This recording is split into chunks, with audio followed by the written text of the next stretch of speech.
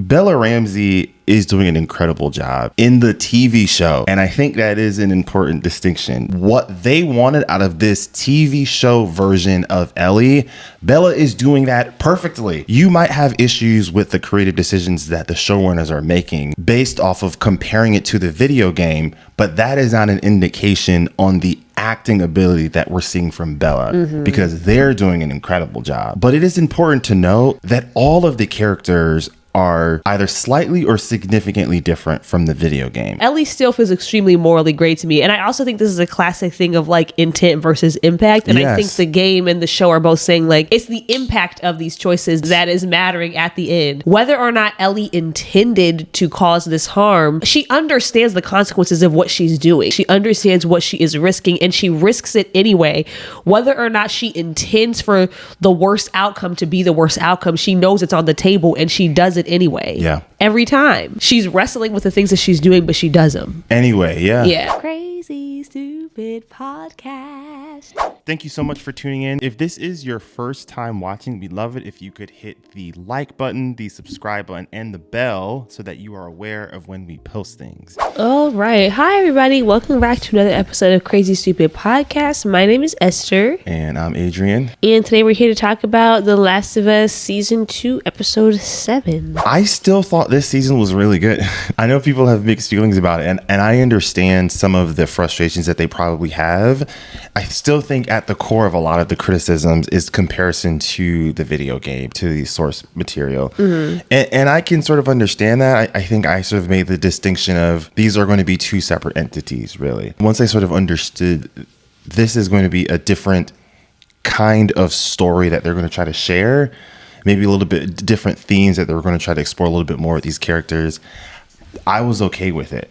I will say I do think there were moments where maybe they could have done 8 episodes or even 9. It's not an easy decision because I think they were trying to figure out what would be a good landing point where it to feel natural. Well, it doesn't sound like you're suggesting that they land it differently. You're just saying that they stretch it out. Yes. But I guess what I'm thinking is for the next episode, to get like a full 60 minutes, you would have to go a little bit further into Abby's story. Well, that doesn't make sense. Right. That's what I'm saying. Yeah. It's just a tricky decision either way, you know. I don't see how that would help, being that we're going to get that story again. Sure. Like from the other perspective. So I don't know what else they could have shown us from Ellie's perspective. Yeah. So I feel like the way that they ended it, given how they wanted to split the story, made sense. I enjoyed the season overall. I thought it was a good season. I guess my only complaint is it does feel incomplete. Now, I guess that's like, it is incomplete. It just feels like we didn't you expect a season to like complete an arc, and like it kind of didn't. So it does feel unsatisfying.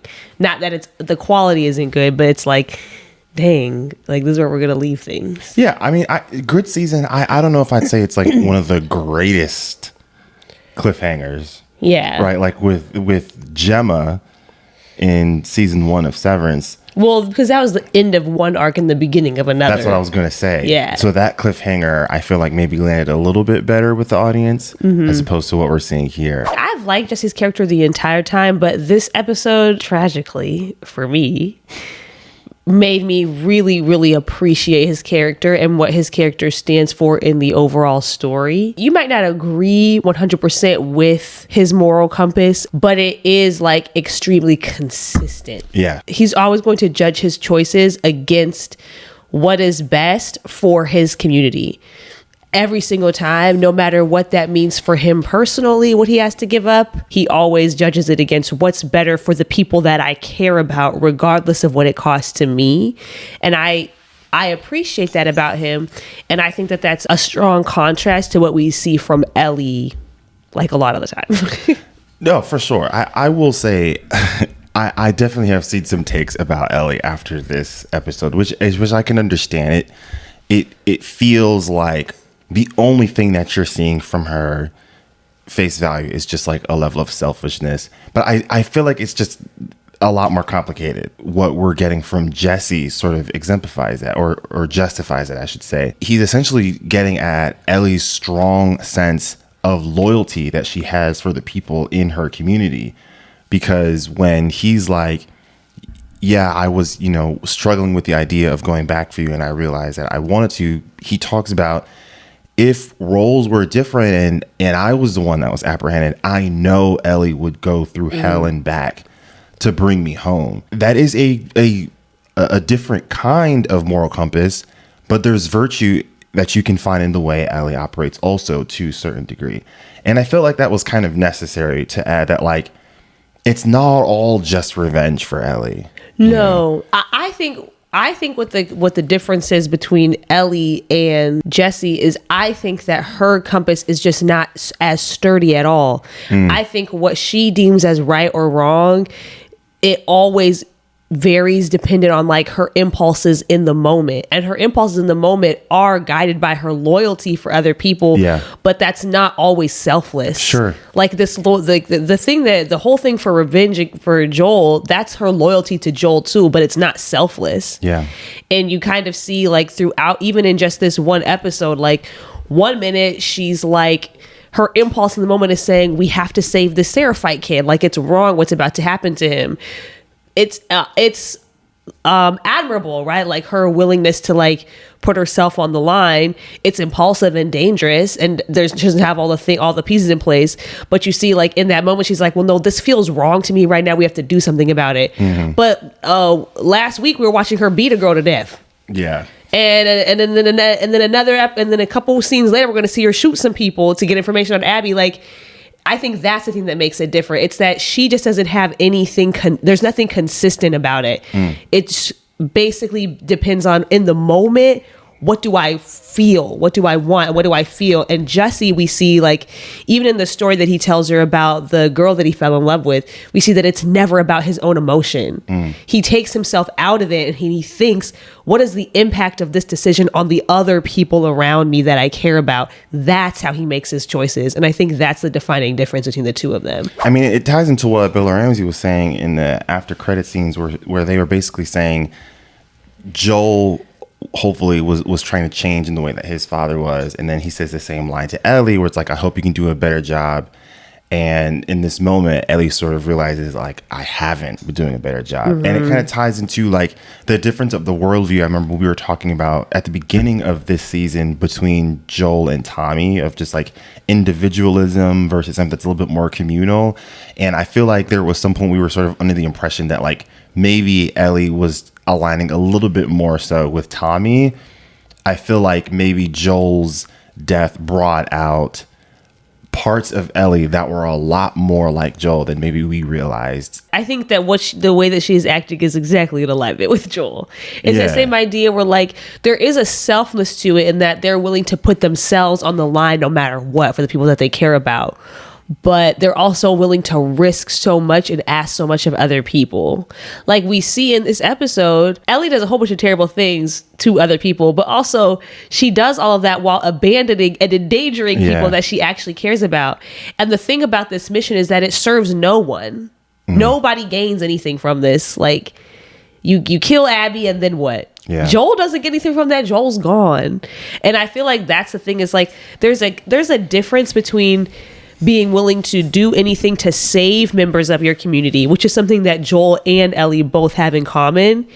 But that is different from doing anything to avenge them when they're already gone, because that's a fruitless mission. You're not doing anything for anybody. You don't gain anything. Nobody is saved from that. You're just doing it to do it. And I think when she says that thing to Jessie where she's like, don't act like you would behave any differently if you were in my shoes. I think he would.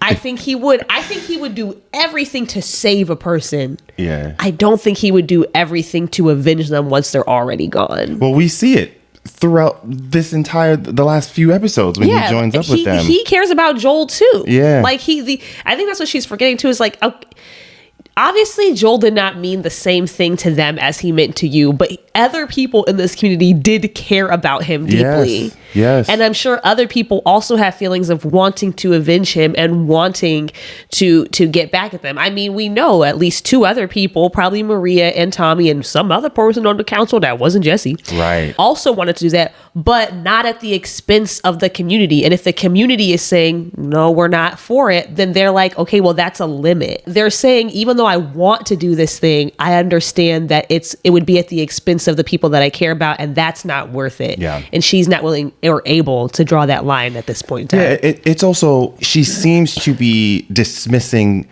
other people's forms of grief with losing Joel also. And I remember Tommy had to kind of check her, like, he was my brother before he even knew you, right? Yeah. Like, they already had a relationship. And she is grieving, and she is acting out of grief. So it's understandable why she's making a lot of these irrational choices. Yeah. But they are, in fact, irrational. Just to sort of stay on Ellie for a little bit, the scene that Ellie has with the Seraphites when she arrives in the island is actually pretty important for her character arc. It was a scene that they wanted to do in the video game, but they didn't get a chance to. And so adding it here was their way of saying, like, hey, we have a chance to do this. But it's important because it removes an angle that Ellie was trying to use. The justification. Yes. Yeah. You know, because when we're first introduced to the Seraphites, it is strictly seen from the ramifications of what the wolves did to them. And from that point onward, Ellie had sort of used that to sort of add more validation to her cause, right? If I want to continue to see Abby in this light, and this group of people is a group that Abby's a part of, they're just as bad. Holistically, they're all terrible people because of this one thing that Abby did. And now that she's on that island, and she sees a kid and the kid doesn't give an honest depiction of like who she is, now Ellie's like flustered. It blurs the line with what she says in this episode, where she's like, I'm not going to unalive you all. I just want Abby because I'm better than you all. And now that crutch is removed and she realizes it's not that black and white, what's the motive real? Like, you know, like there's no moral compass guiding it. There's no genuine justification to it anymore. The thing is, she knew that before. For sure. Because we saw the bodies of those wolf men hanging in the news anchor room with their insides hanging out. Owen. I find that line that she says to Mel and Owen very interesting when she's like, no, I won't because I'm not like you. Because where did you draw that distinction from? I genuinely was like, I'm really trying to understand what exactly it is that she thinks distinguishes herself from them. Because I'm like, you are in fact doing the exact same thing. And in the same way, in fact, now after the scene, you might be worse. But in the moment when you were saying, no, I won't kill you if you give me this information because I'm not like you, the one thing that all of them have kept saying to you when you find them all is that we let you live. Yeah. Every single time she comes across one of them, they're like, we let you go. We let you live. Like, why are you here right now? If you know what he did, you know why we were there. We did what we came to do and we let everything else go. And you are now doing the exact same thing. Yeah. What is it? What story is she telling herself in her head that makes this different? I think she has to cling on some moral superiority, whether it's a full-on lie or continuously telling herself that, to be okay with the terrible decisions that she's making. Because she has this moment with Dina where Ellie is almost shocked by how comfortable and easy it is for her to be violent. Yeah. I know we're going to cut to Abby most likely next season, and so we'll spend a lot of time there. I am anxious to get back to Ellie and see how all of that lands for her and how, whether it changes how she's thinking about her decisions moving forward. Like, is that enough for her to realize, like, okay, I'm doing too much and maybe I need to calm down and rethink some life choices. Yeah, casualties that I think she knows are not deserving. Because that's why she says that thing to Tommy and Jessie. She's like, but Abby gets to live. Yeah. Like, these people are gone now. And they didn't do it. I'm curious to know, like, how does all of this land for Ellie and how much, like, is this enough, I guess, for her to finally realize none of this was worth it? And I'm also curious how these sequences of events will impact Tommy. Yeah. Because in the game, Tommy was the one that was present when Joel was unalived by Abby. So this being the first interaction that he's getting with the wolves and the first interaction he's getting with Abby now, is that going to change his meter on what he's willing to do and what he's willing to risk? You know? I just need to say real quick, shout out to Caitlin Dever, who portrays Abby. I thought she was really good in episode 1 when we're first revealed to her. But I did sort of feel like something felt a little bit different. And again, I know I'm consistently trying to separate the two, but this finale, it was like, oh, that's Abby. Oh, when she finds them in the theater? That is Abby. Okay. From the facial expressions to the rage to the pain and the anger, that is Abby 100%, bro. So that makes me so hype for season 3 because I'm looking forward to exploring her character, and the fact that they've let these characters breathe a little bit more in the show. I hope we'll get more of her. I hope we'll get more of Seraphite characters. I hope we get more of Isaac. I think it's going to be good. I really do. And then the tie-in back with our traditional characters with Ellie and Tommy. My anger it's dampened. Since first seeing the episode. I'm at a point now where I'm like, I'm ready to have a little bit more time with her, gain a little bit more understanding of what's been going on with her. Yeah. I'm interested. I'm excited. I know we've mentioned this before of like the video game versus the television show. And I feel like there's just one final distinction that I feel like is necessary. I know it might feel like I'm kind of beating a dead horse here, but Bella Ramsey is doing an incredible job as Ellie in the TV show. And I think that is an important distinction because there have been a lot of conversations talking about Bella's acting ability and do they feel like Ellie. But it is important to note that all of the characters are either slightly or significantly different from the video game.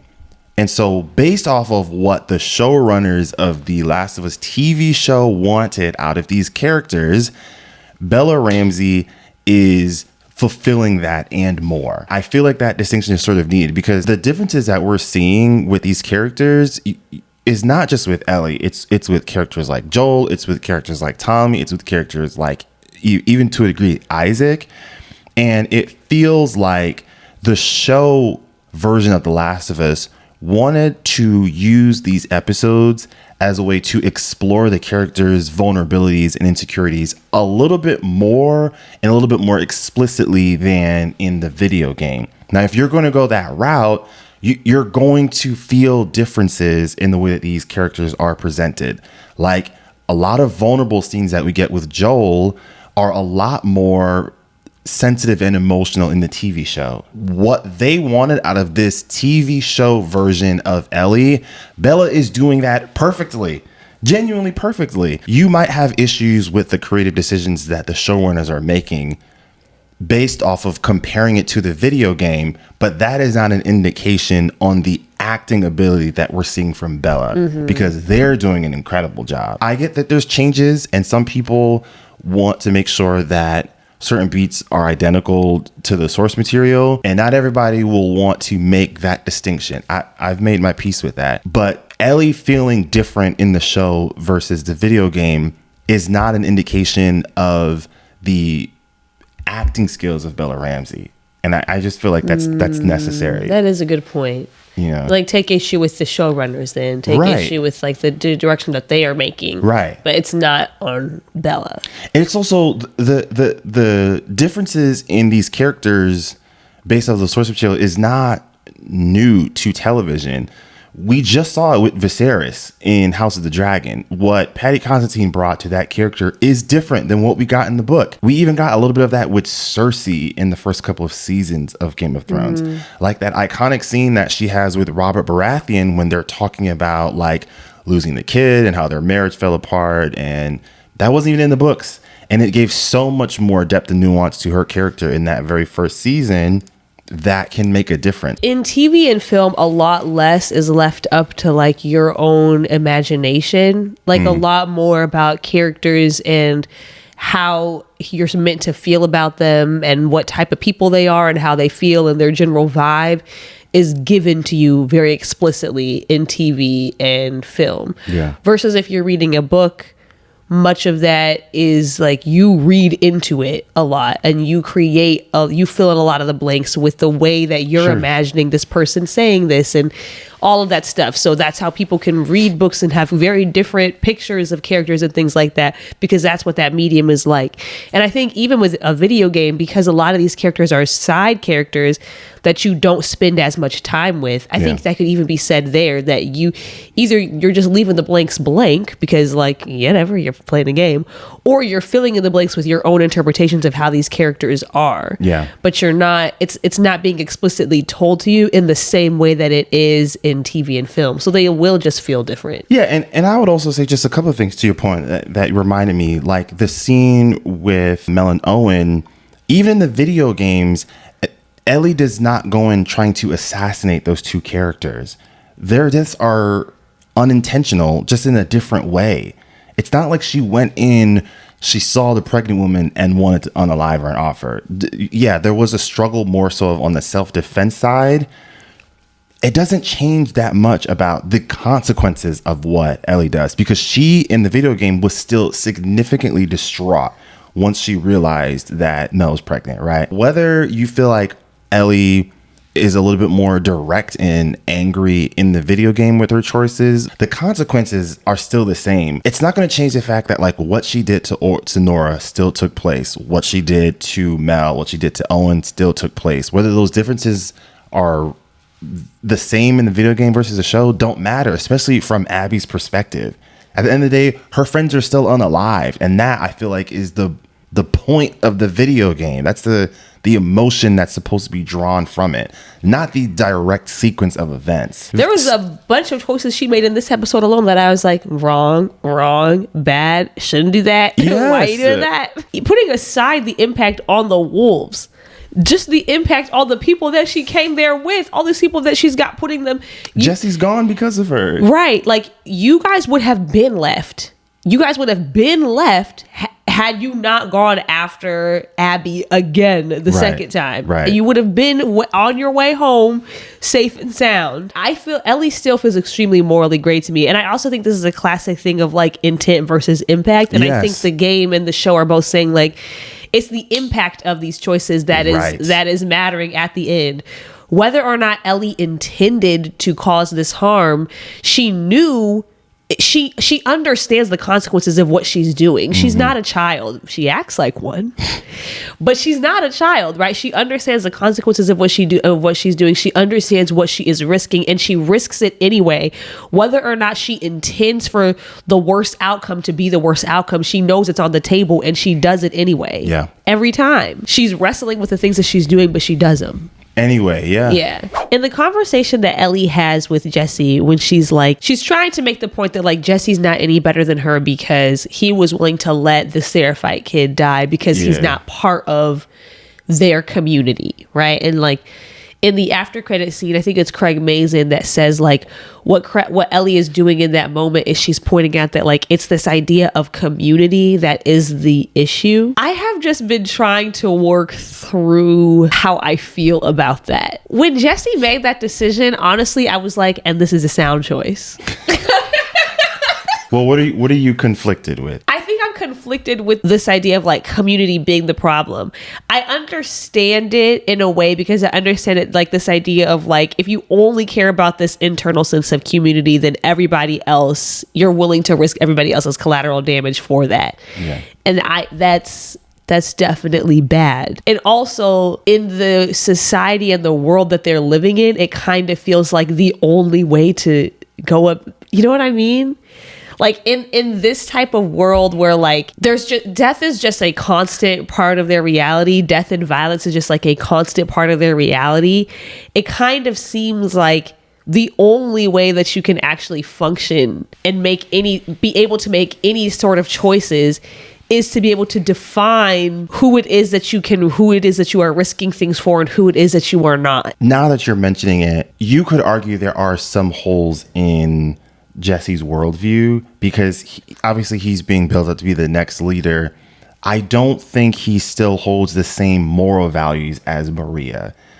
tying that back to the conversations of just like refugees and immigrants that she has with Joel earlier on, I don't think Maria would have viewed that situation the same way Jessie did. I sense a little bit of isolationism with Jessie in that moment. Now, I think the writing makes the situation and circumstances more complex because it's like, but what if? And it's not their war. I think there is a legitimate question of if there was a different scenario, would Jessie still have been as isolated in those same moments? And I don't know. I think the loyalty that Jessie has for Jackson and wanting to preserve that is more than the way that Maria views what Jackson can be. Not just about protecting people on the inside, but trying to create something better for society. I think there's a bit of a distinction that I would probably draw between those two people. I don't know if we know enough about him. I don't think so either. We'll never know. I know. But because it's hard for me to not draw that parallel with what Craig Mazin says about Community and the scene that was intentional that Maria has with Joel about opening your community up to other people. Yeah, but I feel like the question of opening up your community, up to other people is a very different question than risking your community. You know what I mean? Well, opening up is risking it. Well, I mean, I guess what I mean, like very explicitly risking it in the sense that Jessie was being asked to risk it in that moment. That's what I was saying. The circumstances in that moment makes it a little bit more. Right. Yeah. Yeah. But in a different circumstance, would Jessie have made the same choice? If there's a different kind of risk, like opening up to refugees, sure, I don't know. It's hard to say. Would love to hear what you all think about that. Cause, honestly. We don't know. Clearly, we're wrestling it. So that is our last episode for season 2 of The Last of Us. Be sure to let us know in the comment sections about your thoughts on this season, on this episode, about characters, about the creative decisions. What's coming up next? Squid Games. We talked about wanting to review that. Yeah. Dang, we gotta go back all the way to season 1 for him. I know. I haven't, guys, no judgment. I haven't watched Squid Games. So I will be doing that over the next week or so we can try to review that in time for when the new season comes along. Maybe Ironheart, 28 years later. Yeah, it's 28 years later. Is coming out. But how do you watch 28 days later? I can't remember. But need to watch. I've got a lot that I need to catch up on, but... nonetheless, the last couple of months have been super fun. Yeah. Let us know if there's some other things that you all would like us to review, and let us know in the comment sections below. And with that, we will see you all next time. Take care, everyone. Peace.